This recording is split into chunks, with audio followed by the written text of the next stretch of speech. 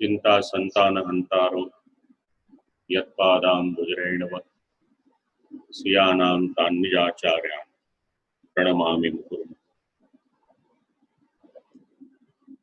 अंतर्राष्ट्रीय पुष्टि मार्ग वैष्णव परिषद द्वारा आयोजित षोडश ग्रंथ व्याख्यान माला अंतर्गत नवरत्नम ग्रंथ જેનું આપણે શ્રવણ કર્યું એમાં વિશેષ વચનામૃતને માટે પરિષદની વિનંતીને માન આપી અને પૂજ્યપાદ ગોસ્વામી 108 શ્રી બાલકૃષ્ણલાલજી મહારાજ શ્રી આપશ્રી પધાર્યા છે। પરિષદની વતી એવં આપણા સર્વ વતી આપશ્રીનું ખૂબ ખૂબ સ્વાગત એવં દંડવત પ્રણામ। આપશ્રીનો સંક્ષિપ્ત પરિચય વૈષ્ણવની જાણકારી માટે આપું। આપશ્રી નિત્યલીલાસ્થ પૂજ્યપાદ ગોસ્વામી 108 શ્રી બ્રજભૂષણલાલજી મહારાજ શ્રીના છઠ્ઠા લાલજી છે અને જેતપુર ગામે બિરાજમાન છે। શ્રી મદનમોહન પ્રભુની નિત્ય સેવા સ્વરૂપ સેવાની સાથે સાથે નામ સેવા અને નામ સેવામાં આવશ્યક સંસ્કૃતનું જ્ઞાન। સંસ્કૃત અને હિન્દી ગુજરાતી તો હોય જ પણ આ બંને ભાષાના પણ પ્રકાંડ જ્ઞાતા છે। આપશ્રીના જ્યેષ્ઠ ભ્રાતાશ્રી પુષ્ટિ સિદ્ધાંત સંરક્ષણ શિરોમણી મહાકવિ પૂજ્યપાદ ગોસ્વામી 108 શ્રી હરિરાયજી મહારાજ શ્રી વિરચિત સંસ્કૃત ભાષાના ગ્રંથો પર આપશ્રીએ હિન્દી અનુવાદ પ્રકાશિત કર્યો છે અને હાલમાં પણ શ્રી ઠાકોરજીની દિવ્ય લીલાઓનું નિરૂપણ કરતું પ્રણય નિશા નામના હિન્દી કાવ્યની રચના કરી છે। નામ સેવા સ્વરૂપ સેવા એની સાથે સાથે આંતરરાષ્ટ્રીય પુષ્ટિ માર્ગી વૈષ્ણવ પરિષદની સાથે આપશ્રીનો સંબંધ લગભગ 25 વર્ષ કરતા વધારે સમયથી આપશ્રી સંકળાયેલા છે। ઈસવીસન 1994-95 ની વાત છે। જ્યેષ્ઠ માસ હતો। જેતપુરની આસપાસના ગામોમાં પાણીની ખૂબ તકલીફ હતી અને એ સમયે જળસંચયનું આપશ્રીએ જે કાર્ય કર્યું એની નોંધ સ્થાનિક પ્રશાસને તો લીધી પણ ગુજરાત અને રાજસ્થાનના શાસકો હતા એમણે પણ વૈષ્ણવના સર્વાંગી વિકાસને માટે MYM ફાઉન્ડેશનની સ્થાપના કરી। અનેક લાક્ષણિકતાઓ ધરાવતું આપશ્રીનું વક્તવ્ય છે। આપણા માટે વિશેષ આનંદની એક વાત છે ગઈકાલે જ આપશ્રીનો જન્મદિવસ હતો તો જન્મદિવસની પણ ખૂબ ખૂબ મંગલ બનાવી। સાથે સાથે આપશ્રીના લાલ પુત્રરત્ન યુવા વૈષ્ણવાચાર્ય પૂજ્યપાદ ગોસ્વામી 108 શ્રી પ્રિયાંકરાયજી મહોદય શ્રી ભગવત સેવા નામ સેવા આ તો બધું છે।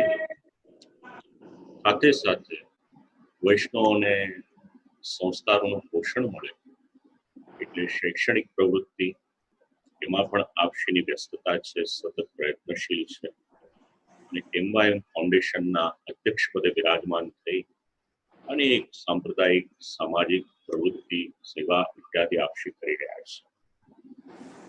સમાજના કલ્યાણને માટે વ્યસન મુક્તિ અભિયાન એ પણ આપશ્રી ચલાવી રહ્યા છે। પાઠશાળાઓની પણ પ્રવૃત્તિ છે આપશ્રીની।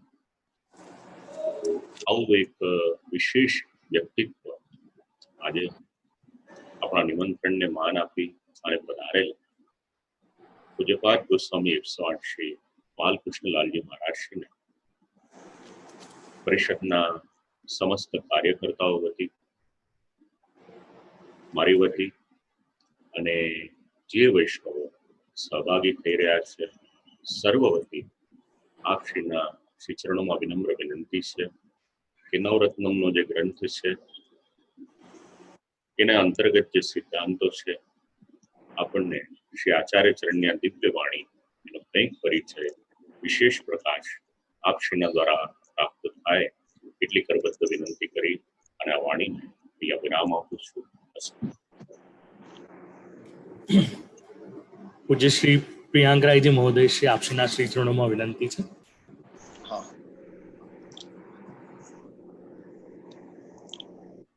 સર્વપ્રથમ તો અવાજ આવે છે ને મારો? જી.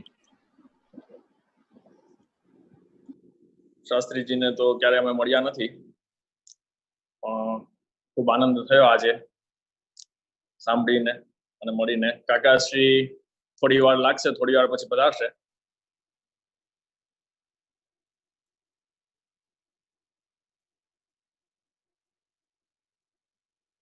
શ્રુતિ સ્મૃતિ શિરોરત્ન નિરાજિત પદાંગમ યશોદોત્સંગ લાલિતમ વંદે શ્રી નંદનંદનમ અજ્ઞાનતિમિરાંધસ્ય જ્ઞાનાંજન શલાકયા ચક્ષુરુન્મીલિતમ યેન તસ્મૈ શ્રી ગુરવે નમઃ.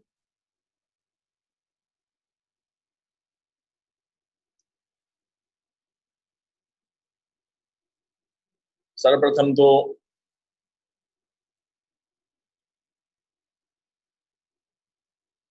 જે આટલા દિવસથી ખૂબ સુંદર આપ સર્વ વૈષ્ણવોને ષોડશ ગ્રંથનો રસપાન કરાવે છે એવા શાસ્ત્રીજી, એમને નમસ્કાર.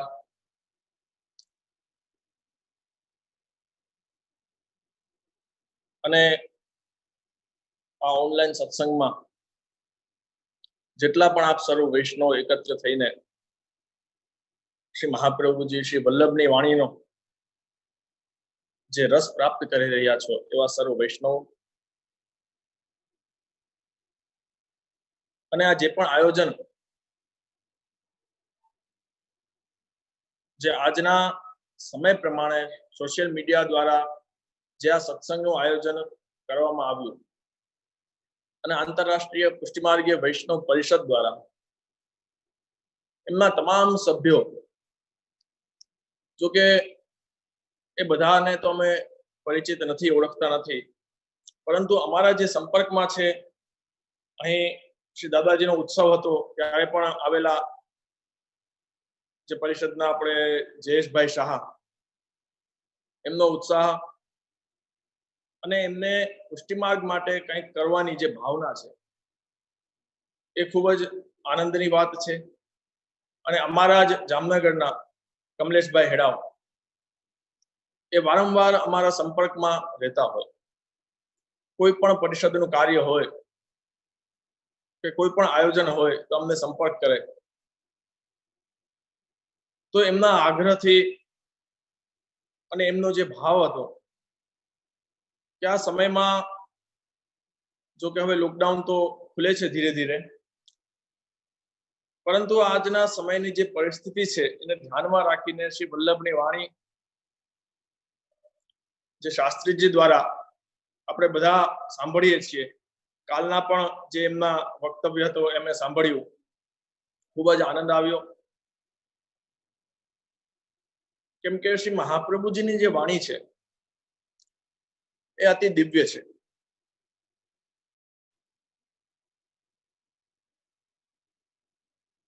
અને દરેક વૈષ્ણવને મારે એ જ વસ્તુ ખાસ કહેવાની છે, કેમ કે નવરત્ન ગ્રંથ, ષોડશ ગ્રંથમાંનો જે નવરત્ન ગ્રંથ છે, જેમ શાસ્ત્રીજીએ કાલે પણ વાત કરી હતી કે નવરત્ન સમાન છે,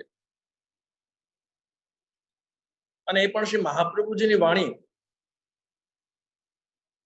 જો કે અમે ઘણી વખત પ્રવચનોમાં પણ કહેતા હોઈએ કે વૈષ્ણવનું કર્તવ્ય છે સત્સંગ કરવું, વાંચન કરવું.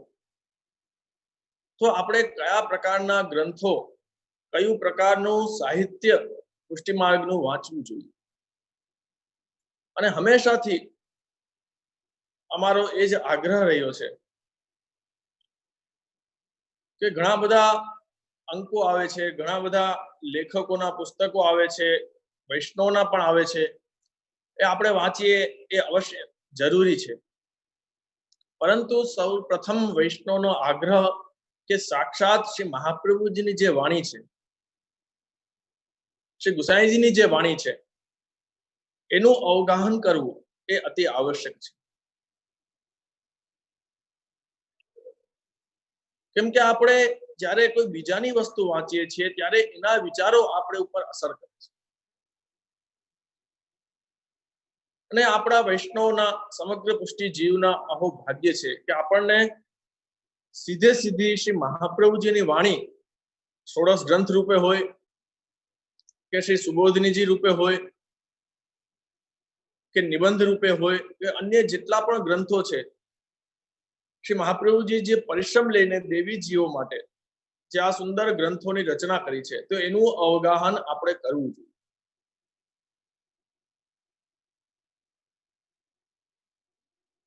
તો જે નવરત્ન ગ્રંથ છે તો એ ષોડશ ગ્રંથમાંનો જે પણ અલગ અલગ ગ્રંથો છે એમાં અમારા હિસાબે તો દરેકે દરેક ગ્રંથ અતિ મહત્વના છે. પરંતુ પુષ્ટિમાર્ગીય જીવ માટે આ જે નવરત્ન ગ્રંથ છે એ અતિ મહત્વનો છે. આજની પરિસ્થિતિને ધ્યાનમાં રાખીને જોઈએ તો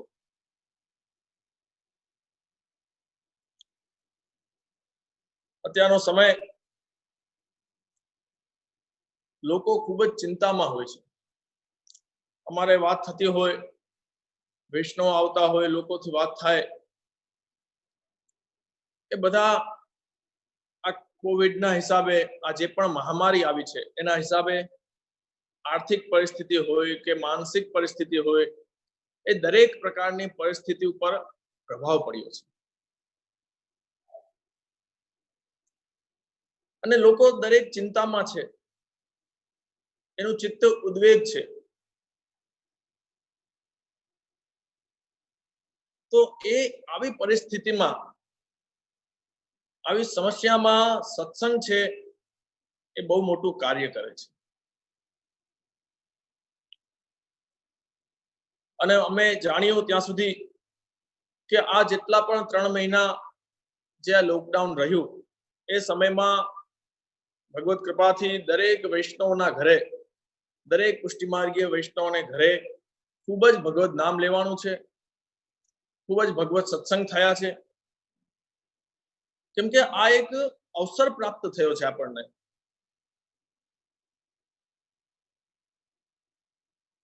અને પ્રભુ જે કરે છે એ જીવના સારા માટે જ કરે છે. તો એના ઉપર આ જે ગ્રંથ છે, ગ્રંથનો 99 જે શ્લોક છે એ તો આપ લોકોએ શાસ્ત્રીજી દ્વારા સાંભળ્યા છે. પરંતુ એ ગ્રંથમાં મુખ્ય જે વસ્તુઓ છે એ વસ્તુઓ ઉપર મારે થોડો પ્રકાશ પાડવો છે અને એના ઉપર સૂક્ષ્મ સત્સંગ આપણે કરીએ એવી ઈચ્છા છે.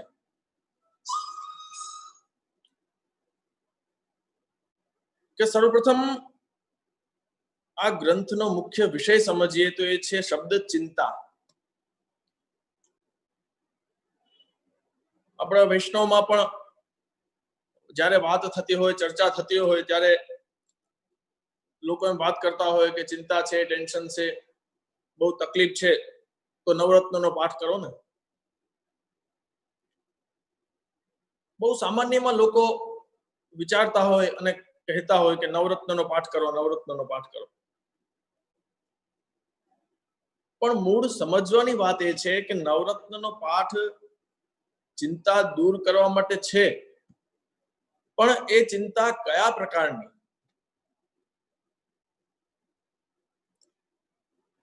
એ સમજવાનું છે કે ચિંતા કયા પ્રકારની. તો એ ગ્રંથ દ્વારા, ગ્રંથના પરિચય દ્વારા આપણને સમજવા મળે છે કે ચિંતા અલૌકિક ચિંતા. હંમેશા યાદ રાખજો કે આપણા પુષ્ટિમાર્ગમાં ત્યારે આપણી લૌકિક ચિંતાઓ માટે કોઈ પણ વસ્તુ થતી નથી. જો આપણે એમ વિચારતા હોઈએ કે આ પુષ્ટિમાર્ગ છે એમાં હું આ કરીશ તો મારું આ લૌકિક સિદ્ધ થશે, હું પેલું કરીશ તો મારું લૌકિક સિદ્ધ થશે, તો એ જીવની બહુ મોટામાં મોટી ભૂલ છે. અને હું તો એ કહું છું કે જે જીવ પુષ્ટિ માર્ગમાં આવે છે, અનુગ્રહિત થાય છે, જે બ્રહ્મ સંબંધ લેવા માટે આવે છે, એને સર્વપ્રથમ વિચારવું જોઈએ કે એનો જે ધ્યેય છે એ શું છે. કે કોઈ જીવ લૌકિક કામનાઓને પૂર્તિ માટે પુષ્ટિ માર્ગમાં આવે છે. ઘણા લોકો એમ કહેતા હોય કે કોઈને કઈ સમસ્યા હોય, તકલીફ હોય તો એમ કે તમે બ્રહ્મ સંબંધ લઈ લ્યો, બધું સારું થઈ જશે. તો એ બહુ મોટી ભૂલ છે. શ્રી મહાપ્રભુજી એ જ પ્રમાણે આજ્ઞા કરે છે દરેક ગ્રંથોમાં, અને શ્રી આપશ્રીનો ભાવ જ એવો હતો કે જો તમે લૌકિક કામનાઓ માટે પુષ્ટિ માર્ગમાં આવતા હો તો એ પુષ્ટિ માર્ગ તમારા માટે નથી. તો પુષ્ટિ માર્ગ શેના કયા જીવો માટે છે? પુષ્ટિ માર્ગ એ જીવો માટે છે કે જેને ભગવાન શ્રી કૃષ્ણ પરબ્રહ્મ પૂર્ણ પુરુષોત્તમ એમની સાથે જેમને અતૂટ પ્રેમ છે, અને જે જીવને ફરીથી આ લૌકિક સંસાર છોડીને પ્રભુ પ્રાપ્તિ કરવી છે, આ ચક્કરમાં, સંસારના ચક્કરમાં નથી પડવું, એના માટે આ પુષ્ટિ માર્ગ છે. તો સૌથી પહેલી મહત્વની વાત તો એ આપણે સમજવી જોઈએ કે આ નવરત્ન ગ્રંથ છે આ આપણી અલૌકિક ચિંતાઓ, પ્રભુ સંબંધી ચિંતાઓ, આપણે જીવને બ્રહ્મ સંબંધ પ્રાપ્ત કર્યા પછી જે ચિંતાઓ થાય છે એ વાત અલગ છે કે આજના સમયમાં આ કલિકાલમાં લોકોની વૃત્તિઓ ફરી ગઈ છે, લોકોના વિચારો ફરી ગયા છે. એટલે બહુ જૂજ અમારા હિસાબે વિચાર કરીએ તો બહુ ઓછા લોકો એવા હશે કે જેમને આવી અલૌકિક ચિંતાઓ થતી હશે.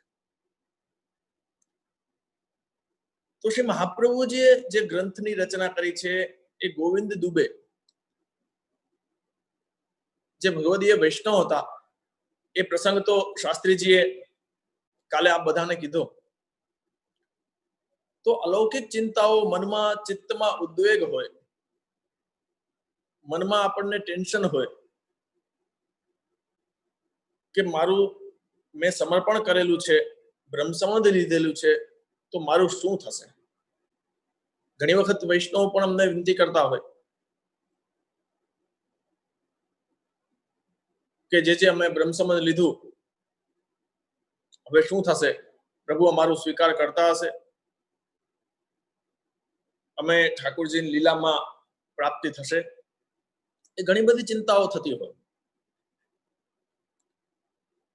તો એ બધા માટે અમારે એ જ કહેવાનું છે કે એ ચિંતાઓ કરવાની જરૂર નથી.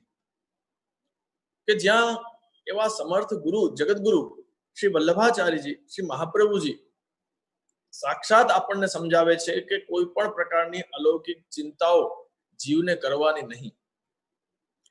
કેમ કે જેનો હાથ ઠાકોરજી પકડે છે, જેનો હાથ શ્રી મહાપ્રભુજી પકડીને ઠાકોરજીને પહોંચાડે છે, એ જીવને ક્યારેય પ્રભુ છોડતા નથી, ક્યારેય પણ નહીં. ભલે એ વાત અલગ છે કે આપણા દોષ હોય તો આપણને અંતરાય પડે છે, પરંતુ એક વસ્તુ યાદ રાખજો, ભલે આપણને કેટલા પણ અપરાધ કરેલા હોય, આપણે કેટલા પણ દોષ કરેલા હોય, પરંતુ ભગવાન ઠાકોરજી છે એટલા કૃપાળુ છે કે જે જીવને બ્રહ્મ સંબંધ પ્રાપ્ત થયેલું છે, શ્રી મહાપ્રભુજીની કાનીથી જે જીવને ઠાકોરજીને શરણે ગયેલો છે, એને ભલે 1 જન્મ, 2 જન્મ, 3 જન્મ જે એના પ્રારબ્ધ કર્મ હશે એ ભોગવીને અંતમાં તો એને ઠાકોરજીના શરણમાં, નિકુંજમાં સ્થાન પ્રાપ્ત થવાનું જ છે. પરંતુ આપણે જીવ લૌકિક હોય કે અલૌકિક કોઈ પણ ચિંતાઓ કરીએ છીએ તો એના કારણે આપણું ચિત્ત સેવામાં લાગતું નથી. અને આ જે ગ્રંથ છે એના ઉપરથી આપણને એક વસ્તુ ચોક્કસ સમજવા મળે છે કે લૌકિક ચિંતાઓ તો સાવ વ્યર્થ છે. કે જ્યાં સાક્ષાત શ્રી મહાપ્રભુજી આજ્ઞા કરે છે કે પ્રભુ છે એ પોતાની ઈચ્છાથી જ બધું કરશે, અને છતાં પણ આપણે ચિંતા કરીએ તો એ જીવની બહુ મોટી ભૂલ કહેવાય. જેમ કાલે શાસ્ત્રીજીએ ચિંતા સંતા નહંતારો એના ઉપર ખૂબ સરસ સમજાવ્યું કે આ જે મંગલાચરણનો શ્લોક આપણે કરીએ છીએ, તો એ શ્લોક શ્રી ગુસાઈજીએ જ્યારે આ ગ્રંથની ટીકા કરવાની શરૂઆત કરી ત્યારે આ શ્લોક આપે લખ્યો. તો ફક્ત શ્રી મહાપ્રભુજીની વાણી, શ્રી મહાપ્રભુજીનું સ્મરણ, શ્રી મહાપ્રભુજીના ચરણ કમલનો દ્રઢ આશ્રય જો આપણને હોય ને, તો દરેક પ્રકારની ચિંતાની નિવૃત્તિ થાય છે.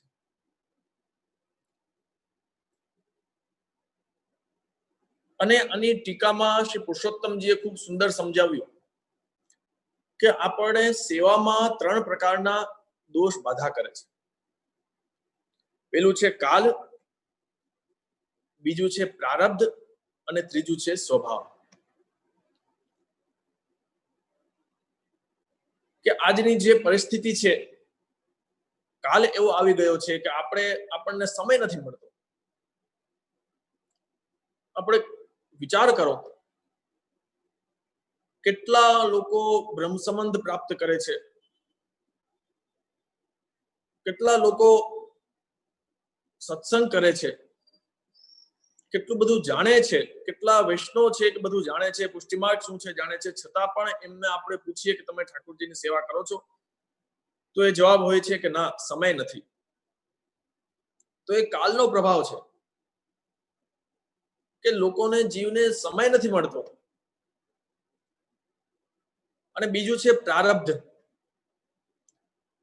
હવે પ્રારબ્ધ છે એ પ્રભુની ઈચ્છા છે કે પ્રારબ્ધ આપણા એવા હોય છે કે આપણે સેવા કરવા જઈએ તો આપણે બીમાર થઈ જઈએ, શારીરિક તકલીફ હોય, કોઈ માનસિક તકલીફ હોય, તો એ પણ દોષ આપણને નડે છે.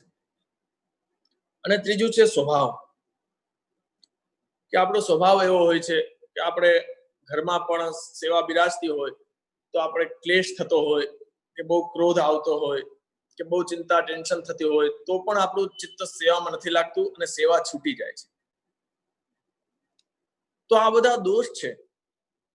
પરંતુ પ્રભુ કૃપાથી આપણે સત્સંગ કરીએ, સ્મરણ કરીએ, જેટલું બને એટલું ભગવદ નામ લઈએ, તો અવશ્ય એક સમય એવો આવે કે આ કાલ છે, પ્રારબ્ધ છે, સ્વભાવ છે, એ દરેક વસ્તુનો જે પ્રતિબંધ છે એ દૂર થાય અને આપણું ચિત્ત સેવામાં લાગે અને પ્રભુ આપણી સેવા અંગીકાર કરે. તો નવરત્ન ગ્રંથમાંથી મુખ્ય વિષય જે છે એ હું લઈશ, કેમ કે વધારે સમય નથી. હમણાં પૂજ્ય કાકાશ્રી પણ વધારશે. તો નવરત્ન ગ્રંથના મુખ્ય જે વિષયો છે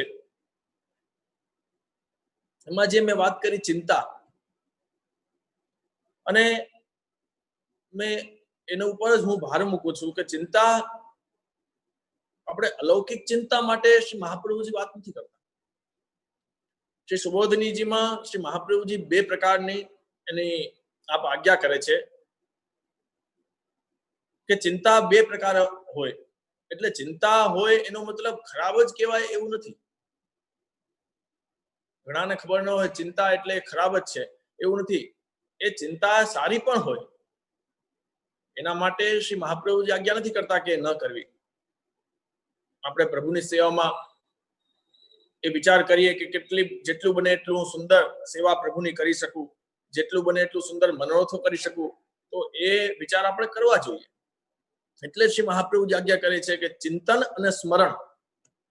તો ચિંતન શું છે? સપ્રયત્ન ચિત્ત વ્યાપાર ચિંતનમ. અને સ્મરણ અપ્રયત્ન ચિત્ત વ્યાપાર સ્મરણમ. કે જે આપણે વિચાર કરીને આપણી રીતે પ્રયત્ન દ્વારા જે ચિંતન કરીએ, વિચાર કરીએ, ચિત્તનો જે વ્યાપાર થાય એને ચિંતન કહેવાય. અને આપણા ચિત્તમાં કોઈ પણ પ્રયત્ન ન કરીએ, વગર વિચારીએ જ જે ચિત્તનો વ્યાપાર થાય એને સ્મરણ કહેવાય. જેમ કે આપણે પ્રભુનું સ્મરણ થઈ જાય તો આપણને કોઈ વિચાર ન હોય છતાં પણ પ્રભુની યાદ આવી જાય, પ્રભુની લીલાઓનું સ્મરણ થાય, તો તો એ સ્મરણ છે. અને જો આપણે વિચાર કરીએ કે પ્રભુની આપણે બેસીએ, સત્સંગ કરીએ, ઠાકોરજીની લીલાનું અવગાહન કરીએ, તો એ ચિંતન છે. કેમ કે પ્રયત્ન દ્વારા થાય છે, અને જે પ્રયત્ન વગર થાય એ સ્મરણ છે. તો એને શ્રી મહાપ્રભુજી એમ નથી કહેતા, આજ્ઞા નથી કરતા કે ન કરવું, પરંતુ જે લૌકિક ચિંતાઓ છે, ઠાકોરજીની સેવા બાબતની, આપણા જીવની, કે આપણું શું થશે એ બાબતની જે ચિંતાઓ છે, એનો ત્યાગ કરવાની શ્રી મહાપ્રભુજી આજ્ઞા કરે છે. તો એક તો મહત્વનો વિષય થયો ચિંતા. બીજો, કઈ પ્રકારની ચિંતા? તો ખૂબ સુંદર જે શ્લોક છે, વિનિયોગેપી સાત્યાજ્યા સમર્થો હિ હરિસ્વતઃ,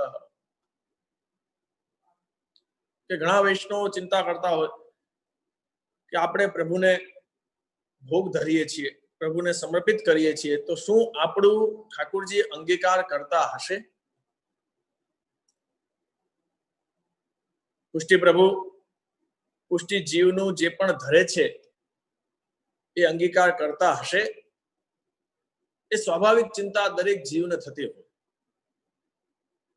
કૃપાથી શ્રી મહાપ્રભુજી હૃદયમાં બિરાજીને એમને પુષ્ટિ કરાવાય છે. કેમ કે જેટલા પણ વલ્લભકુલ બાળકો આ ભૂતલ ઉપર બિરાજે છે એ પુષ્ટિ દ્વાર છે. અને હકીકતમાં આપણા દરેકના ગુરુ હોય તો એ શ્રી મહાપ્રભુજી વલ્લભાચાર્યજી છે.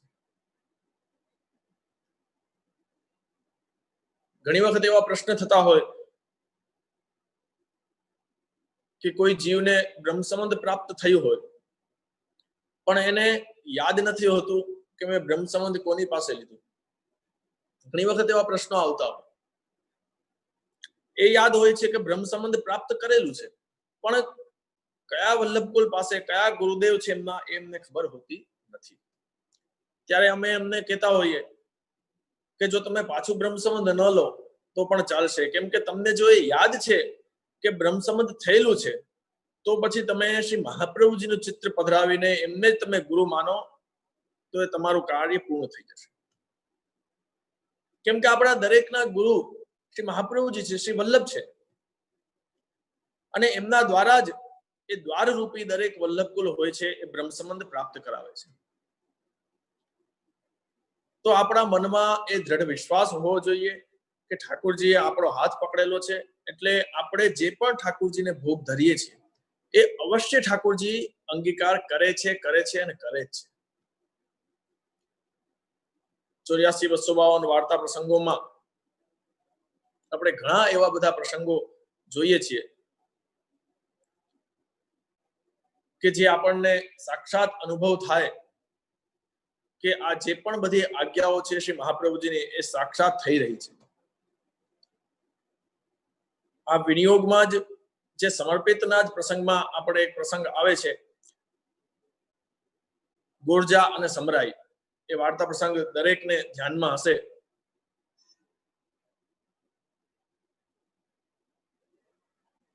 કે સાસુ અને વહુ એ ઠાકોરજીની સેવા કરે છે. તો જે ગોરજા છે એ સાસુ, પહેલાના સમયમાં એવા નામ રાખવામાં આવતા. તો જે સાસુ છે એ ખૂબ જ પ્રેમથી ઠાકોરજીની સેવા કરે, એમને વહુને સેવા ઓછી કરવા દે. એમને એટલો ભાવ કે ના હું જ સેવા કરું, અને વહુને મનમાં ખૂબ જ તાપ ક્લેશ કે મને ક્યારે સેવા પ્રાપ્ત થાય, ભીતરની સેવા. તો એક દિવસ થયું એવું કે સાસુને શ્રી મહાપ્રભુજીને પધાર્યાની ખબર મળી સિંહનંદમાં, થાનેશ્વરમાં કે સિંહનંદમાં. ત્યાં એ પોતે જાય છે સાસુ, અને વહુને કહીને જાય છે કે હું 2-3 દિવસ થશે, હું મહાપ્રભુજી પધાર્યા છે ત્યાં દર્શન કરવા જાઉં છું. અને જોજો પ્રભુની લીલા, વહુને સેવાનો જે તાપ હતો એ દૂર થાય છે અને સેવા પ્રાપ્ત થાય છે. એ સમરાઈ સેવા કરે છે, પોતે નાહીને ઠાકોરજીને રાજભોગની સામગ્રી પહોંચે છે, ખૂબ જ શુદ્ધતાથી પવિત્રતાથી સેવા કરે છે, અને ઠાકોરજીને રાજભોગ ધરે છે, ટેરો લે છે. પછી સમય થાય છે, ભોગ સરાવે છે, અને જોવે છે તો ભોગ જેમ હતા એમ જ બિરાજે છે. અને એમને મનમાં થાય છે કે અરે આ તો પ્રભુએ કઈ આરોગ્યું જ નથી. મારા સાસુજી જયારે ભોગ ધરતા ત્યારે તો ઠાકોરજી બધું આરોગતા હશે, આ તો દરેક સામગ્રી જેમ છે એમ જ બિરાજે છે. હવે વિચાર કરો વૈષ્ણવ કે પ્રસંગ વાંચીને એ વિચારીને આપણું ચિત્ત, મારી પાસે કોઈ શબ્દ નથી કે વૈષ્ણવ પહેલાના સમયમાં વૈષ્ણવમાં કેટલી નિખાલસતા હતું, કેટલા ભોળાપણું હતું.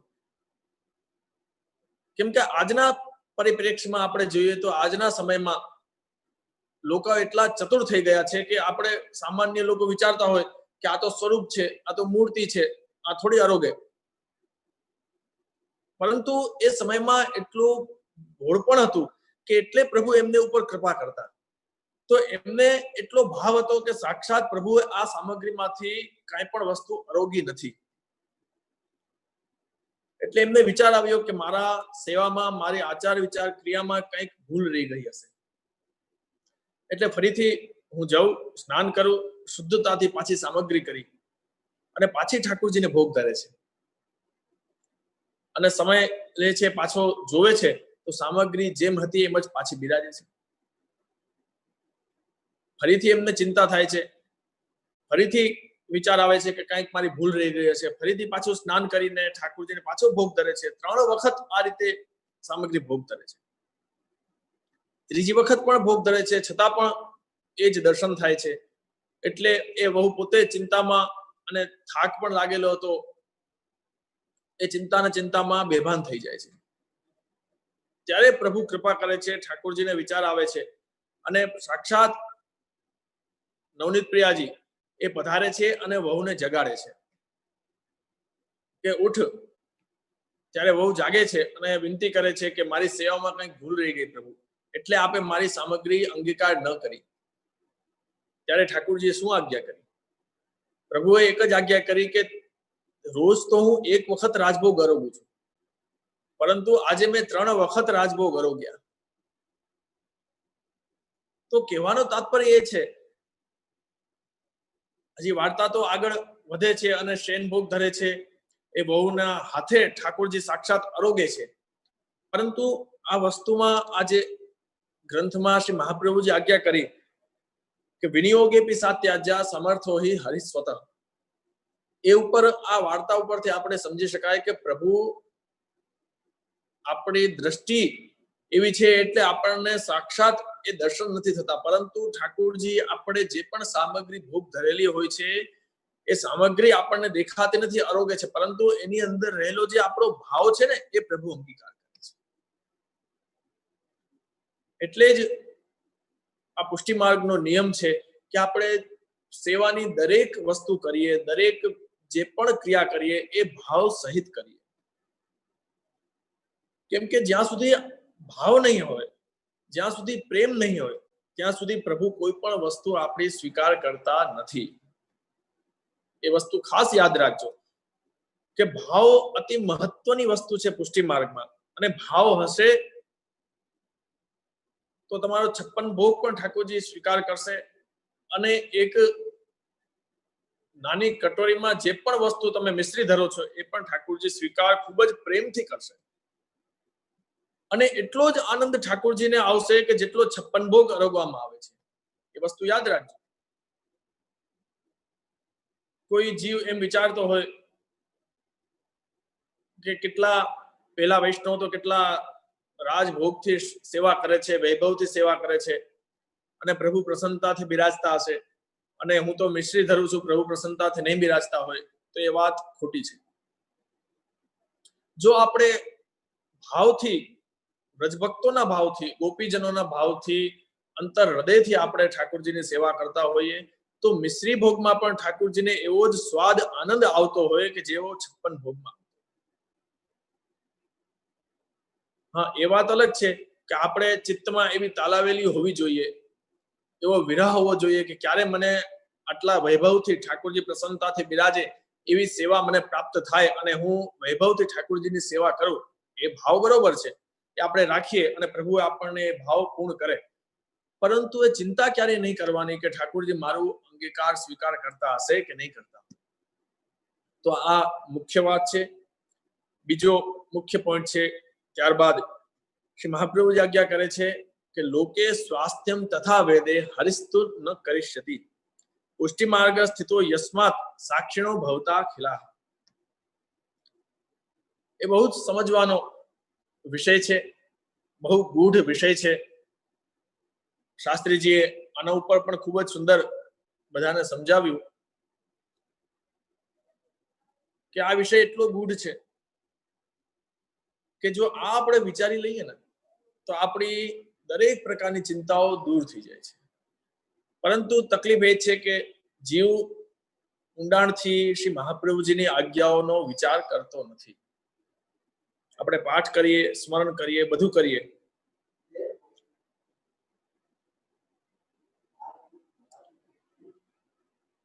આપણે બધું કરીએ, પરંતુ શ્રી મહાપ્રભુજીને વાણીનો ગૂઢ અર્થ, ગૂઢ જે ભાવ છે એ આપણે વિચારતા નથી કે શ્રી વલ્લભ શું આજ્ઞા કરે છે, એ આજ્ઞા પાછળનો આપનો શું ભાવ છે. આમાં એક વસ્તુ સમજવામાં આવે છે કે સાક્ષી ભાવ. અને શાસ્ત્રો, પુરાણો, ઉપનિષદો એ દરેક એક જ વાત કહે છે કે આ સંસારમાંથી દુઃખ દૂર કરવું હોય, ચિંતા દૂર કરવી હોય તો જ્યારે આપણે સાક્ષી ભાવ આપણામાં આવી જશે ત્યારે કોઈ પણ પ્રકારની ચિંતા આપણને હેરાન કરશે નહીં. સાક્ષી ભાવ એટલે શું? સાક્ષી ભાવ એટલે કે જે પણ થઈ રહ્યું છે એ પ્રભુની લીલા છે. આપણે તો માત્ર સાક્ષી છીએ કે એની સાક્ષી પુરાવી છીએ કે જોઈએ છીએ કે આ બધું થઈ રહ્યું છે. તકલીફ ત્યારે થાય છે કે આપણે વિચારીએ છીએ કે આ હું કરું છું, આ મારા દ્વારા થાય છે, આ મને થાય છે, આ મારા દ્વારા કરવામાં આવ્યું છે, મારા દ્વારા સારું થવામાં આવ્યું છે, મારા દ્વારા ખરાબ કરવામાં આવ્યું છે. જ્યારે આપણે એ વિચારીએ છીએ ને ત્યારે જ આપણને ચિંતા થાય છે, ત્યારે જ આપણને ઉદ્વેગ થાય છે. તો જ્યારે આપણે સાક્ષી ભાવ આપણામાં આવશે કે જે પણ થઈ રહ્યું છે પ્રભુની ઈચ્છાથી થઈ રહ્યું છે, પ્રભુની લીલા છે, અને એ જ શ્રી મહાપ્રભુજીએ સુબોધનીજીમાં બહુ સુંદર આજ્ઞા કરી કે આપણા લૌકિક જીવનમાં આપણને જે પણ થાય ને, આપણને કોઈ શારીરિક તકલીફ થાય, આપણને કોઈ માનસિક તકલીફ થાય, કોઈ પણ આર્થિક તકલીફ થાય, કેમ કે આજના સમયમાં હમણાં લોકડાઉનમાં પણ ઘણા લોકો મને મળ્યા, એ કહેતા હોય કે આર્થિક સમસ્યા બહુ છે, એની ચિંતાઓમાં બહુ બધા પડેલા છે. પરંતુ એ વખતે આપણે એ વિચારવાનું છે, શ્રી મહાપ્રભુજી એ જ વસ્તુ આજ્ઞા કરે છે સુબોધનીજીમાં કે સૃષ્ટિ સમયે હિ ભગવાન સર્વાનેવ વિચારયતિ ઇમમિત્થમ કરિષ્યામિતિ તત્ર અયમ મોચયિષ્યામિતિ. શ્રી મહાપ્રભુજી શું આજ્ઞા કરે છે કે જ્યારે આ સૃષ્ટિની રચના થઈ ને ત્યારે જ પ્રભુએ બધાના પ્રારબ્ધ નક્કી કરી દીધા કે કોને શું કરવું, કોને કઈ રીતે ક્યાં પહોંચાડવો, કોને કઈ રીતે જે અપરાધ છે એ ભોગવવા. એ બધી વસ્તુ સૃષ્ટિના જ્યારે શરૂઆત થઈ ત્યારે જ ઠાકુરજીએ બધા માટે વિચારી દીધેલું છે. તો આપણે ચિંતા કરીએ એ વ્યર્થ છે કે મારું શું થશે, મારા આનું શું થશે, હું આ કરું છું કેમ થશે, કેમ કે ઠાકુરજીએ જ બધું નક્કી કરેલું છે. અને એક વાત હું વારંવાર કહું છું કે જ્યારે આપણા દોષ સંપૂર્ણપણે નષ્ટ થઈ જશે ત્યારે ઠાકુરજી સીધા આપણને પોતાના શરણમાં સ્વીકાર કરી દેશે. એ પછી દોષ હોય, આપણા પાપ હોય કે પુણ્ય હોય, બંને વસ્તુ જ્યારે સાવ પૂર્ણ થઈ જશે, આપણે પુણ્ય પણ ભોગવી લેશું, પાપ પણ ભોગવી લેશું, ત્યારે જ ઠાકુરજી પોતાના પાસે આપણને બોલાવશે. આ જન્મમાં નહીં તો આવતા જન્મમાં ભોગવશે, પરંતુ એ ત્યારે જ આપણે જઈ શકશું જેમ ગોપીજનો સાથે રાસલીલાના પ્રસંગમાં થયું કે જે લોકો પ્રભુએ વેણુનાદ કર્યો, જે ગોપીજનો અંતર્ગ્રહતા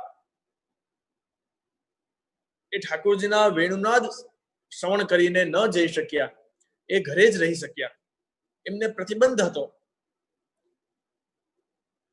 તો એમનો એ સમયમાં એમની જે લીલા પ્રાપ્તિ થઈ, એમનો જે જીવ ગયો ત્યારે એ ઠાકોરજીમાં જ પ્રાપ્ત થયા. એ શું કામ? કેમ કે એમના જે પાપ છે, એમના જે પુણ્ય છે, એ સમયમાં એ ભોગવાઈ ગયા. ખેર, એ વિષય તો બહુ વિસ્તૃત છે, પરંતુ આપણે એ સમજવાનું છે કે જે પણ થાય છે એ ઠાકોરજીની લીલા છે. એટલે કોઈ પણ પ્રકારની ચિંતા કદાપી જીવે કરવી ન જોઈએ.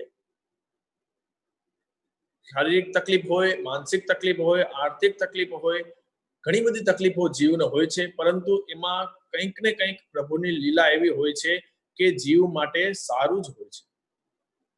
એક પ્રસંગ આને અનુરૂપ યાદ આવે છે. મર્યાદા ભક્તનો છે, છતાં પણ ખૂબ સમજવા જેવો અને ચિંતન કરવા જેવો છે. માધવદાસજી કરીને એક વૈષ્ણવ હતા, જગન્નાથજીના સેવક હતા. જગન્નાથપુરીમાં જગન્નાથજીનું જે સ્વરૂપ બિરાજે છે, એમાં ખૂબ જ આસક્તિ. અને જેમ આપણા શ્રીનાથજી ગોવર્ધન ધરણ એમને સાથે કુંમનદાસજી સાથે આપ ખેલતા, અને શ્રીનાથજીને પણ એમની વગર ચાલતું નહીં, એ જ પ્રમાણે જગન્નાથજીને પણ એ સેવક હતા માધવદાસજી. એ માધવદાસજી વગર પણ ઠાકોરજીને, જગન્નાથજીને ચાલતું નહીં.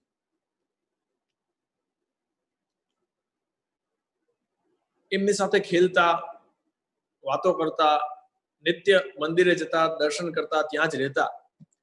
જગન્નાથજી એમને સાનુભાવ જતાવતા, પરંતુ ધીમે ધીમે એવો થયો કે એમની વૃદ્ધાવસ્થા આવી, અને એક સમયે એમને અતિસાર નામનો રોગ થયો.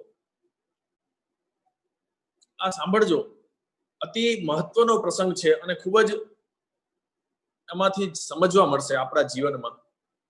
એમને અતિસાર નામનો રોગ થયો. હવે થયું એવું કે એ રોગ થયો એટલે એ મંદિરે ઠાકોરજીના દર્શન કરવા જઈ શકતા નતા. હવે જેમ ભક્તને પ્રભુનો વિરહ થાય ને, એમ પ્રભુને પણ ભક્તનો વિરહ થાય છે. આપણે એ વાત ન વિચારવી જોઈએ કે આપણને જ પ્રભુની યાદ આવે છે. પ્રભુને પણ આપણી યાદ આવતી હોય. એક વસ્તુ યાદ રાખજો કે જો જીવ ખૂબ જ પ્રેમથી ઠાકોરજીને સ્મરણ કરતો હોય, વિરહ કરતો હોય, તો આપણે જ વિરહ કરતા હોય એવું નથી. જો આપણે હૃદયથી ઠાકોરજીને યાદ કરીએ, હૃદયથી વિરહ કરતા હોઈએ, તો પ્રભુ પણ આપણને એટલા જ યાદ કરે છે કે જેટલા આપણે ઠાકોરજીને યાદ કરીએ છીએ. તો હવે થાય છે એવું કે જગન્નાથજીને પણ એ ગમતું નથી કે માધવદાસ આવતા નથી, શું કરવું? એટલે જગન્નાથજી પોતે સાક્ષાત ત્યાં માધવદાસજી જ્યાં આપ લેટેલા છે, એને અતિસારનો રોગ થયેલો છે, એ આખા શરીરમાં કેટલા દિવસથી એ સ્નાન નથી કરી શક્યા અને મલ લાગેલું છે આખા શરીરમાં, ત્યાં પ્રભુ પોતે પધારે છે. અને બેશુદ્ધ, બેભાન અવસ્થામાં માધવદાસજી પડેલા છે, ત્યાં પ્રભુ પધારે છે. અને જગન્નાથજી પોતાના શિયસ્તથી એ માધવદાસને ઉઠાવે છે. માધવદાસ તો બેભાન અવસ્થામાં છે, એમને જગાવે છે. અને ઠાકોરજી, જગન્નાથજી પોતે સ્વયં એ માધવદાસના પોતાના એના અંગમાં જે મેલ લાગેલો છે એ હાથેથી દૂર કરે છે. વિચાર કરો પ્રભુનો પ્રેમ. ત્યારે માધવદાસને પ્રભુના સુંદર શ્રેયસ્તની સુવાસ આવે છે. ખબર પડે છે કે અરે આ હાથ કોના છે? આ તો કરકમલ મારા પ્રભુના છે. જોવે છે અને ખૂબ જ દુઃખ થાય છે, ચિંતા થાય છે કે અરે પ્રભુ, આપ આ શું કરો છો? મને આ કયા અપરાધમાં નાખો છો? મારું આટલું ખરાબ દેહ છે, મલ લાગેલો છે, અને આપ આવું કાર્ય કરો છે, મને નથી ગમતું. એને કરતા તો પ્રભુ આપ મને મૃત્યુ દંડ આપી દો, અથવા આપને જો આટલો જ બધો પ્રેમ હોય ને, પ્રભુએ આજ્ઞા કરી, અરે માધવદાસ, એમાં શું થયું? તું રોજ મારી સેવા કરે છે, રોજ મારી પાસે આવે છે, પરંતુ આજે પરિસ્થિતિ આવી છે, તો આજે હું તારી સેવા કરી લઉં, તેમાં શું થઈ ગયું? મને ભક્તની સેવા કરવામાં ખૂબ આનંદ આવે છે. ત્યારે માધવદાસે વિનંતી કરી કે પ્રભુ આપ આટલો કષ્ટ લ્યો છો, એના કરતા તો આ મારો જે આ રોગ છે ને એ દૂર કરી દો ને. ત્યારે પ્રભુએ એક આજ્ઞા કરી, એ સમજવા જેવી છે. શ્રી જગન્નાથજી આજ્ઞા કરી કે માધવદાસ, હું તારો આ કષ્ટ દૂર ન કરી શકું, કે જો હું તારો આ કષ્ટ દૂર કરું તો મારા માથે આ પક્ષ નો દોષ લાગે છે. કેમ કે જો હું આ તારો રોગ છે એ દૂર કરું તો તારે ફરીથી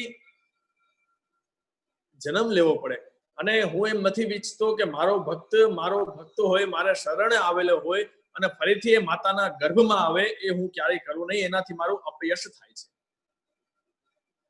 એટલે પ્રભુ એ આજ્ઞા કરે છે કે માધવદાસને આજ જન્મમાં જેટલા પણ એના દોષ છે એ ભોગવાવી દે છે. એનો રોગ પ્રારબ્ધ કર્મ છે એ ભોગવાવીને તરત પોતાના શરણે બીજા જન્મમાં પ્રાપ્ત કરવો છે. એટલે પ્રભુ જીવને દરેક પ્રકારે એ પોતાના પ્રારબ્ધ કર્મ છે એ ભોગવી નાખે છે. અને આ વાર્તા ઉપરથી જ મારે દરેકને કહેવું છે કે લૌકિકમાં પણ ઘણા લોકો વિચારતા હોય કે કોઈ પણ જીવ હોય કે કેટલી બધી સેવા કરે છે, એ વૃદ્ધાવસ્થામાં એને આ તકલીફ થાય છે, આવી ગતિ થાય છે, આ પરિસ્થિતિમાં એને જીવવું પડે છે. પરંતુ એ વિચાર ખોટો છે. ઘણા લોકોએ ખૂબ જ જિંદગીભર મર્યાદિત થઈને મર્યાદ લઈને સેવા પ્રાપ્ત કરેલી હોય છે, અને એના અંત સમયમાં પણ ખૂબ જ કષ્ટ પડે છે. તો એનાથી આપણે લૌકિક બાહ્ય રૂપ જોઈને એમ ન વિચારવું જોઈએ કે આટલી બધી સેવા કરી છતાં પણ પ્રભુએ આને આટલો કષ્ટ આપ્યો. એ બહુ ભૂલ છે આપણી. પ્રભુ એટલે કષ્ટ એને આપે છે કેમ કે પ્રભુને તાલાવેલી છે કે આ ભક્ત મારી પાસે આ જન્મ બાદ જ ફરીથી તરત મને પ્રાપ્ત થાય. જો એના કરેલા પ્રારબ્ધ કર્મ જો બાકી રહી જશે ભોગવાના, તો એને ફરીથી જન્મ પ્રાપ્ત કરવો પડશે. એટલે પ્રભુ એટલી કૃપા કરે છે કે આ જન્મમાં જ એને બધું ભોગવાવી દે છે. તો નિશ્ચિંત થઈને કહેવાનો તાત્પર્ય છે કે આપણે દરેક પ્રકારે નિશ્ચિંત થવું જોઈએ કે આપણે પુષ્ટિમાર્ગમાં છીએ. શ્રી મહાપ્રભુજી આજ્ઞા કરે છે, પુષ્ટિમાર્ગ સ્થિતો યસ્માત સાક્ષિણો ભવતાખ્ય, કે આપણે પુષ્ટિમાર્ગમાં છીએ, તેથી આપણે એ સાક્ષી થવું જોઈએ. જે પણ થાય છે પ્રભુની ઈચ્છાથી થાય છે, જે પણ થઈ રહ્યું છે એ પ્રભુની ઈચ્છાથી થઈ રહ્યું છે, અને જે પણ થશે એ બધું પ્રભુની ઈચ્છાથી થશે અને એ જીવના સારા માટે થશે. ત્યારબાદ શ્રી મહાપ્રભુજી આજ્ઞા કરે છે, અતિ સુંદર મહત્વનો શ્લોક છે. જો કે મેં બધા શ્લોક આમાં નથી લીધા, સમય નથી આપણી પાસે એટલો, પરંતુ જે મુખ્ય જે છે મને એવું લાગ્યું કે આનું આપણી સાથે, તમારા બધા વૈષ્ણવો સાથે સત્સંગ કરવો જોઈએ, એ વસ્તુ મેં આમાં લીધી છે. એક શ્લોકમાં શ્રી મહાપ્રભુજી આજ્ઞા કરે છે, ચિત્તોદ્વેગમ વિધાયાપી હરિર્યદ્યત કરિષ્યતિ તથૈવ તસ્ય લીલેતિ મત્વા ચિંતામ ધૃતમ ત્યજેત. ધૃતમ ત્યજેત. શ્રી મહાપ્રભુજી શું આજ્ઞા કરી કે જીવને જ્યારે ચિત્તમાં ઉદ્વેગ થાય, બહુ વધારે ચિંતા વધી જાય, તો શ્રી મહાપ્રભુજી આજ્ઞા કરે છે, તથૈવ તસ્ય લીલેતિ મત્વા ચિંતા ધૃતમ ત્યજેત. ધૃતમ એટલે તરત જ, એ ક્ષણમાં, એ જ સમય આપણને કોઈ ચિંતા થાય, ઉદ્વેગ થાય, તરત જ આ વિચાર કરીને, શું વિચાર કરવાનો? હરિ યદ્યત કરિષ્યતિ, કે જે પણ કાર્ય થશે એ પ્રભુ જ કરશે. જે પણ મેં પહેલા જ વાત કરી કે જે પણ થઈ રહ્યું છે એ પ્રભુની ઈચ્છાથી જ થઈ રહ્યું છે. એટલે તરત જ આપણે ચિંતા છોડી દેવી જોઈએ. જેમ કે એ આજ્ઞા કરે છે મહાપ્રભુજી એક ગ્રંથમાં, નિજે છાતઃ કરિષ્યતિ, કે પ્રભુ પોતાની ઈચ્છાથી જ કરશે. આના ઉપર પણ એક ખૂબ જ સુંદર પ્રસંગ છે, અને શ્રી મહાપ્રભુજીએ પણ ખૂબ સુંદર આજ્ઞા કરી. સુબોધિનીજીમાં પ્રથમ સ્કંદમાં જ છે, મારા વિશે લગભગ યાદ નથી, પણ પ્રથમ સ્કંદમાં જ છે. સર્વમ ભગવદ અધીનમ સ યથા કરિષ્યતિ તથા ભવિષ્યતિ ઇતિ કેવલમ તદાશ્રયતયા સ્થાતવ્યમ. કે જે પણ છે એ પ્રભુના આધીન છે. સ યથા કરિષ્યતિ તથા ભવિષ્યતિ, જે ઠાકોરજી કરશે. હવે એક સામાન્ય વસ્તુ આપણે વિચારી લઈએ કે કોઈ સામેવાળો વ્યક્તિ હોય એ તમને પકડી રાખે કે બાંધી રાખે, પછી તમારે છૂટવું છે, તો એ સામેવાળો વ્યક્તિ કહેશે કે જો ભાઈ હું જે કરીશ ને એ જ થવાનું છે, બીજું તમારું ધાર્યું કાંઈ થવાનું નથી. તો આપણે નિશ્ચિંત થઈને બેસી જવું જોઈએ કે આપણે રોહીએ છીએ, ચિંતા કરીએ છીએ, દુઃખી થઈએ છીએ, એનો કોઈ તાત્પર્ય નથી. પેલો વ્યક્તિ જે કરવાનો છે, જે ધારશે એ જ થવાનું છે. તો આપણે ચિંતા કરીએ એ વ્યર્થ છે. તો એ જ પ્રમાણે શ્રી મહાપ્રભુજી આપણને આજ્ઞા કરે છે કે નિજેચ્છાતઃ કરિષ્યતિ. પ્રભુ જે પણ કરશે એ પોતાની ઈચ્છાથી જ કરશે. આપણે વ્યર્થમાં ચિંતા કરીએ છીએ, એનો કોઈ તાત્પર્ય નથી. એ પણ પ્રસંગ ખૂબ સુંદર છે માધવદાસનો. એ પણ આપ સર્વ વૈષ્ણવને ખબર જ હશે કે એમને ઠાકોરજી માટે માલા, મોતીની સુંદર માલા લેવાનો ખૂબ જ ભાવ થયો. વેણીદાસ અને માધવદાસ બંને ભાઈઓ હતા. એ પ્રભુની માલા માટે એમને એટલો ભાવ થયો કે એ પોતાના ભાઈથી પણ અલગ થઈ ગયા કે મારો ભાગ અલગ કરી દો, હું અલગ રહીશ અને અલગ મારી વૃત્તિ કરીને રૂપિયા કમાવીને હું ઠાકોરજી માટે ખૂબ જ મોંઘી સુંદર માલા લઈ આવીશ. એ ખૂબ જ ભાવ હતો. એટલે એ બીજા પ્રદેશમાં જઈને રૂપિયા કમાય છે અને રૂપિયા કમાવીને ખૂબ જ મોંઘી એક સુંદર ઠાકોરજી માટે મોતીની માલા લઈને આવે છે. અને એ નાવમાં બેસે છે, જલમાં નદી આવે છે વચ્ચે, ફરીથી પાછા પોતાના દેશમાં આવે છે એ માલા લઈને. ત્યારે અચાનક ખૂબ જ હવા આવે છે, વાવાઝોડું આવે છે અને નાવ આખી હલક ડોલક થવા લાગે છે. સાથે બેઠેલા બધા બીજા વ્યક્તિઓ, લોકો પણ છે, એ ખૂબ જ ચિંતા કરે છે, ટેન્શન કરે છે કે હવે શું થશે. ખૂબ જ રાડા પાડે છે, રોવે છે, કેમ કે એમને દરેકને પોતાની જીવની ચિંતા હોય છે કે આપણે ડૂબી જશું તો. પરંતુ જે ભક્તો હોય છે ને, ભગવદીય હોય છે ને, એને કોઈ પણ પ્રકારની ચિંતા થતી નથી. શું કામ? કેમ કે એનામાં એક જ ભાવ હોય છે. શું ભાવ હોય છે? સર્વમ ભગવદ અધીનમ સ યથા કરિષ્યતિ તથા ભવિષ્યતિ. એ જ ભાવ હોય છે. એટલે ખરેખર જે સાચા ભક્ત હોય છે, ભગવદીય હોય છે, એને કોઈ પણ ચિંતા ક્યારેય પણ ચિત્તમાં ઉદ્વેગ લઈ આવતી નથી. એટલે નાવ આખી હલવા લાગે છે અને માધવદાસ છે એ બેઠા બેઠા હસે છે. એમના મુખ ઉપર મુસ્કરાહટ છે, એ હસે છે.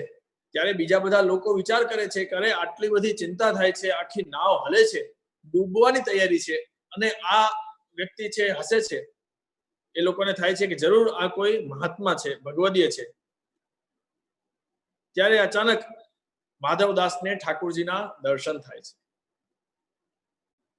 પ્રભુના દર્શન થાય છે. ઠાકોરજી આજ્ઞા કરે છે, કેમ માધવદાસ, તું મને છોડીને કેમ ગયો? ત્યારે માધવદાસે વિનંતી કરી કે પ્રભુ, આપના માટે સુંદર માળા લેવા ગયો હતો. ત્યારે ઠાકોરજીએ શું આજ્ઞા કરી કે જો મારી પાસે કેટલી બધી માળાઓ છે, તારાથી પણ વધારે કિંમતી માળાઓ મેં ધરેલી છે, તો શું કામ મને છોડીને ગયો? ત્યારે માધવદાસે શું વિનંતી કરી કે પ્રભુ, આપની પાસે તો ઘણી બધી માલાઓ છે, પરંતુ મારા મનોરથની, મારા ભાવની માલા આપ અંગીકાર કરશો ત્યારે જ મને આનંદ આવશે. એટલે એમાં મારો ભાવ આવ્યો કે આપણા ભાવથી ઠાકોરજી તો બધું આરોગ્ય છે. આપણે જો સેવા નહીં કરીએ તો ઠાકોરજી નહીં આરોગ્ય એવું નથી. ઠાકોરજી તો બધું આરોગ્ય છે, પરંતુ આપણા ભાવ તરફથી ઠાકોરજીને આપણે ધરવાનો છે, એ ભાવ આપણને હોવો જોઈએ. ઘરમાં 4 થી 5 લોકો સેવા કરતા હોય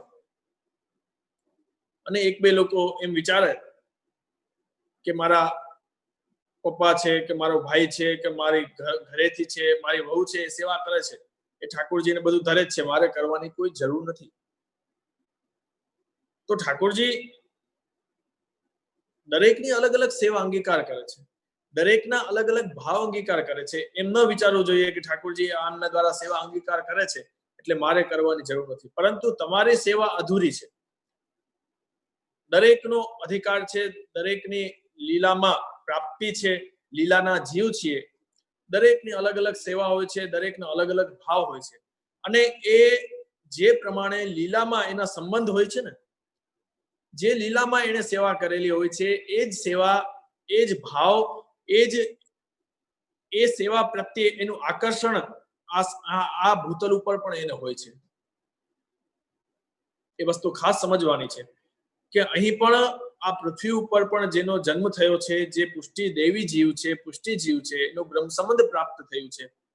પછી એ ઠાકોરજીની સેવા કરતા હોઈએ કે કોઈ વલ્લભકુલની ગુરુની સેવા કરતા હોઈએ, તો એ સેવામાં જે જીવનું જે પ્રમાણેનું આકર્ષણ હોય છે, જેમાં ચિત્તે એનું લાગતું હોય છે, તો એ અવશ્ય યાદ રાખજો કે લીલામાં પણ એનું ચિત્ત એ જ સેવામાં હોય છે, અને લીલામાં પણ એ જ સેવા એ જીવ કરતો હોય છે. તો માધવદાસનો ભાવ હતો કે મારી સેવા, મારા તરફથી માલા આપે અંગીકાર નથી કરી. ત્યારે ઠાકોરજી આજ્ઞા કરી, લાકડી હાથમાં હતી અને નાવ ઉપર લાકડી હતી કે હમણાં ડુબાડી દઉં, હમણાં તું મરી જઈશ તો મને માલા ક્યાંથી અંગીકાર કરાવીશ. ત્યારે પ્રભુએ શું આજ્ઞા, આપણે માધવદાસે શું વિનંતી કરી? નિજે છાતઃ કરિષ્યતિ. ખાલી એટલો જ શબ્દ માધવદાસે વિનંતી કરી, નિજે છાતઃ કરિષ્યતિ. જો આપણા જેવા જીવ હોય લૌકિક, કોઈ આ કલિયુગ પ્રમાણે તો શું સામાન્ય જીવ કરે, એ આપણે વિચારી શકીએ કે ના પ્રભુ રક્ષા કરજો, બચાવો, મને બચાવો, મારે મરવું નથી, બરોબર. પરંતુ આ ભગવદીઓના ચરિત્રથી આપણે સમજી શકીએ કે એમને શું વિનંતી કરી? નિજે છાતઃ કરિષ્યતિ, કે જેવી આપની ઈચ્છા હોય એ આપ કરો. પ્રભુની ઈચ્છાથી જ બધું થાય છે. ત્યારે પ્રભુએ ફરીથી વાવાઝોડુંને બંધ કર્યું, નાવ પાછી સ્થિર થાય છે, અને માધવદાસ ફરીથી પોતાના પ્રભુ પાસે જાય છે અને સુંદર માલા અંગીકાર કરાવે છે. તો કહેવાનું તાત્પર્ય એ છે કે આ સમગ્ર સૃષ્ટિમાં જે પણ થઈ રહ્યું છે એ પ્રભુની ઈચ્છાથી થઈ રહ્યું છે. મૂળ વિષય ઉપર આપણે આવીએ કે આ નવરત્ન ગ્રંથ છે, એમાં નવરત્ન સમાન જે શ્લોકો છે એ આપણા અલૌકિક જીવનની, બ્રહ્મ સંબંધ જીવની જે ચિંતાઓ છે એ દૂર થાય છે. અને હું તો કહું છું, લૌકિક ચિંતાઓ પણ આપણે જે કરીએ છીએ ને, કે મારું શું થશે, મારું આ થશે, મારા છોકરાનું શું થશે, મારા પરિવારનું શું થશે, તો એ પણ ચિંતા આપણે આનાથી દૂર થઈ શકે જો આપણે આ ગ્રંથનો હાર્દ, આ શ્લોકનો જે મર્મ છે સમજીએ કે નિજે છાતઃ કરિષ્યતિ, જે થાય છે પ્રભુની ઈચ્છાથી થાય છે. તો દરેક ચિંતા અલૌકિક હોય કે લૌકિક એ આપણે નિવૃત્ત થાય છે. પરંતુ આ ગોવિંદ દુબેની જે ચિંતા હતી એ અલૌકિક હતી, આત્મા સંબંધી હતી, પ્રભુ સેવા સંબંધી ચિંતા હતી, એ દૂર થઈ છે.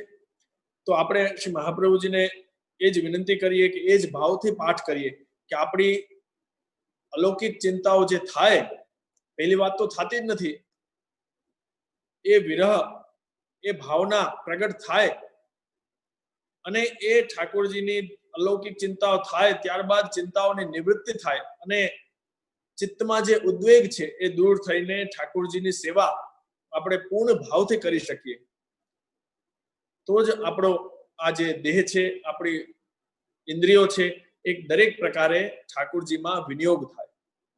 કેમ કે દરેક ઇન્દ્રિયોનો, જેમ શાસ્ત્રીજીએ વાત કરી હતી નવધા ભક્તિની, કે અલગ અલગ ભક્તિ દ્વારા, અલગ અલગ આપણી ઇન્દ્રિયો દ્વારા ઠાકોરજીની સેવા આપણે કરી શકીએ. તો આ તો સત્સંગ છે, જેટલું કરીએ એટલું ઓછું છે. શ્રી મહાપ્રભુજીની વાણી છે, અમારું કે તમારું કોઈ સામર્થ્ય નથી એમની વાણીનું આપણે શ્રવણ પણ કરી શકીએ, અવગાહન કરી શકીએ, પરંતુ શ્રી વલ્લભની વાણી છે એ અમૃતનો સાગર છે, એમાંથી જેટલું પણ આપણે પ્રાપ્ત કરી શકીએ એટલું સુંદર છે, એટલું ઓછું છે. અગાધ છે સમુદ્ર. આખું જીવન આપણે બેસીને સત્સંગ કરતા રહીએ છતાં પણ એ પૂર્ણ ન થાય. નિત્ય લીલા નિત્ય નવતન શ્રુતિ ન પામે પાર. તો ખાસ ફરીથી શાસ્ત્રીજીને પણ કહેવાનું કે આવી રીતે જ દરેક વૈષ્ણવને પણ ખૂબ જ સુંદર અવગાહન કરાવતા રહે. ષોડશ ગ્રંથ ઉપર ખૂબ સુંદર કરાવે છે અને એ શ્રી વલ્લભની વાણી આપણે સાંભળીએ અને મહત્વની વાત એ છે કે આપણા જીવનમાં આપણે ઉતારીએ.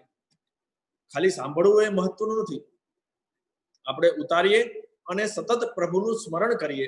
આ ગ્રંથમાં અંતમાં શ્રી મહાપ્રભુજીએ એ જ આજ્ઞા કરી કે સતત અષ્ટાક્ષરનું સ્મરણ કરવું. અષ્ટાક્ષરનું સતત સ્મરણ કરવું. પ્રિયજનો, વૈષ્ણવો, એક વસ્તુ યાદ રાખજો, આપણે પુષ્ટિ માર્ગમાં આવ્યા છીએ, બીજું કંઈ ન કરી શકીએ તો અષ્ટાક્ષરનું સ્મરણ તો સતત કરવું જોઈએ, કેમ કે મહામંત્ર છે. મંત્ર રાજો તમોત્તમ મહામંત્ર છે. દુનિયાના જેટલા પણ મંત્રો છે એનાથી આપણા પુષ્ટિ માર્ગમાં આપણા ભાવ પ્રમાણે શ્રી મહાપ્રભુજીની આજ્ઞા પ્રમાણે જે અષ્ટાક્ષર મંત્ર છે એ એટલો મહત્વનો છે કે દરેક પ્રકારનું સામર્થ્ય એ પુષ્ટિ જીવને પ્રાપ્ત થાય છે. તો અષ્ટાક્ષર મંત્રનું સતત સ્મરણ કરવું જોઈએ, જેથી દરેક પ્રકારની ચિંતાઓની નિવૃત્તિ થાય અને ઠાકોરજીમાં પ્રીતિ વધે.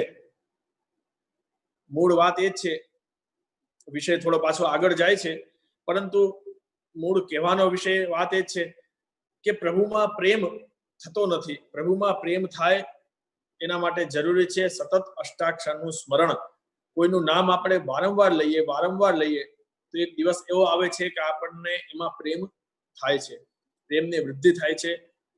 એટલે આપણે ઠાકોરજીનું સ્મરણ કરીએ, અષ્ટાક્ષરનું જેટલું બને એટલું અવગાહન કરીએ, કેમ કે અષ્ટાક્ષર એક જ મંત્ર એવો છે કે આપણે કોઈ પણ ક્ષણમાં, કોઈ પણ પરિસ્થિતિમાં, કોઈ પણ જગ્યાએ આપણે એનું મનન સ્મરણ કરી શકીએ. તો એ વૈષ્ણવને નિશ્ચિંત થઈને એ અષ્ટાક્ષરનું સ્મરણ, ઘણા લોકો પ્રશ્ન કરતા હોય કે અષ્ટાક્ષરનું સ્મરણ અપવિત્ર અવસ્થામાં કરાય કે ન કરાય, પરંતુ અમારા હિસાબે અષ્ટાક્ષરનું સ્મરણ કોઈ પણ પરિસ્થિતિમાં આપણે કરી શકીએ. પ્રભુનું સ્મરણ છે એ અષ્ટાક્ષર ગમે ત્યારે, ગમે એ પરિસ્થિતિમાં થઈ શકે એનું સ્મરણ. તો આટલું જ કહીને અમારા વક્તવ્યને વિરામ કરીએ છીએ.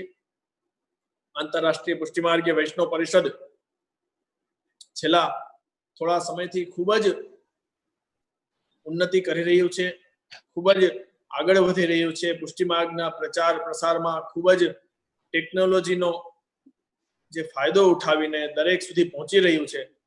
અને ખાસ અમારા જે સંપર્કમાં છે જયેશભાઈ, હમણાં પણ એમનો ખૂબ સુંદર કાર્યક્રમ જેતપુરમાં થયેલો, અમારા કમલેશભાઈ છે, એમની મહેનત ખૂબ અમારા સંપર્કમાં રહે છે. અને ખાસ શાસ્ત્રીજીને પણ ખૂબ જ અભિનંદન છે કે આટલું સુંદર કાર્ય આ ટેકનોલોજીના માધ્યમથી દરેક સુધી પહોંચાડી રહ્યા છે અને આનંદ બધાને પ્રાપ્ત કરાવી રહ્યા છે. તો આવી રીતે જ થતું રહે અને વૈષ્ણવને પુષ્ટિ માર્ગનું જ્ઞાન આપતા રહે, એટલું જ કહીને વક્તવ્ય. મહારાજ શ્રી થોડી નીચે સેવામાં પધારેલા છે, તો આપણે અહીંયા જ વિરામ કરીએ. જી આદિત્યભાઈ.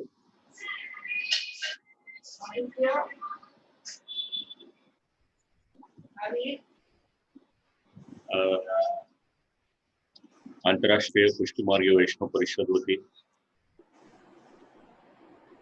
જે કાર્યકર્તાઓ છે, મુંબઈમાં શ્રી કેતનભાઈ અને શ્રી પ્રદીપભાઈ અને જામનગરમાં કમલેશભાઈ, અન્ય કાર્યકર્તાઓ વતી પણ અને અમારા સર્વ વતી પણ આપ શ્રીના યુગલ શ્રી ચરણોમાં દંડવત પ્રણામ.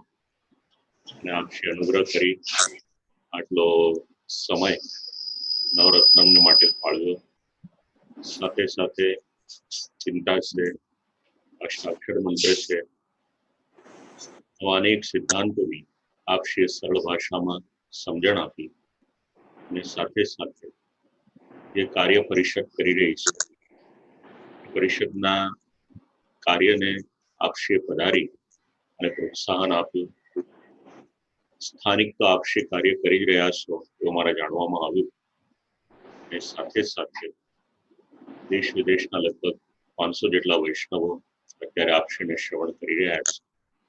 તો આ બધાની વતી આપના શ્રી ચરણોમાં તમને પ્રણામ કરું અને સાથે સાથે આપના સર્વે સ્વરૂપ શ્રી ઠાકોરજીના યુગલ શ્રી ચરણોમાં અમારા સમસ્ત પરિવાર વતી સદૈન્ય દંડવત પ્રણામ સ્વીકાર માટે કરબદ્ધ વિનંતી છે. પુનઃ શ્રી કમલેશભાઈ પરિષદના માધ્યમ દ્વારા જ્યારે પણ નિમંત્રણ આપે ત્યારે આપ શ્રી અવશ્ય પધારો અને પુનઃ પુષ્ટિ સૃષ્ટિને સિદ્ધાંત દ્વારા લાભાન્વિત કરો એવી કરબદ્ધ વિનંતી આપના શ્રી ચરણોમાં કરી અમને પણ ખૂબ જ આપની સરળ ભાષા ખૂબ જ ગમી છે, ખૂબ આનંદ આવ્યો. પ્રભુ સરળ હોય તો સમજી શકે છે, જરા આગ્રહ બોલીએ તો પછી શ્રોતાઓને સમજવામાં સાનુકૂળતા રહેતી નથી. એટલે જ રાખીને મૂળ કન્ટેન્ટ એમને જ રાખ્યું છે, ખાલી એનું ટીકા ગ્રંથોના આધારે ખાલી સરળતા કરી દીધી છે. આપશે હજી આપણે તો ગ્રંથો બાકી હશે ને, બીજા બધા ગ્રંથો બધી ટીકાઓ લીધી છે આમાં. અચ્છા, હા, સર્વ ટીકાઓનો સાર કરી અને લગભગ એક ગ્રંથ તૈયાર કરવામાં 15 દિવસ 20 દિવસ જેટલો તો ઓછામાં ઓછો સમય લાગે છે. બધી ટીકાઓનો સાર કરીને લઈએ છીએ એટલે શ્રોતાઓને બધાનો લાભ મળી શકે. એક ટીકા લો તો પછી કેવળ એમાં ગ્રંથમાં લખેલું હોય મારે ભાષાંતર બોલવા જેવું થઈ જાય. જરાક વધારે સાનુકૂળતા રહે છે સમજવા માટે. ના જરૂર, ગમે ત્યારે પાછું આપણે સત્સંગ કરશું અને ઈચ્છા છે મળવાની, ક્યારે મળશું આપણે ત્યાં દજાજી પધાર્યા જયારે જામનગરમાં ત્યારે મને 5 દિવસને માટે રાજપંચાયત માટે નિમંત્રણ આપેલું ત્યારે આપશ્રીના દર્શન થયા હતા. સંવાદ નતો થયો પણ ત્યારે દર્શન થયા હતા આપશ્રીના. ના જરૂર, હવે મળશું ક્યારેક. ચોક્કસ. મહારાજશ્રીને પણ અમારા દંડવત પ્રણામ. હા જરૂર. આનંદ.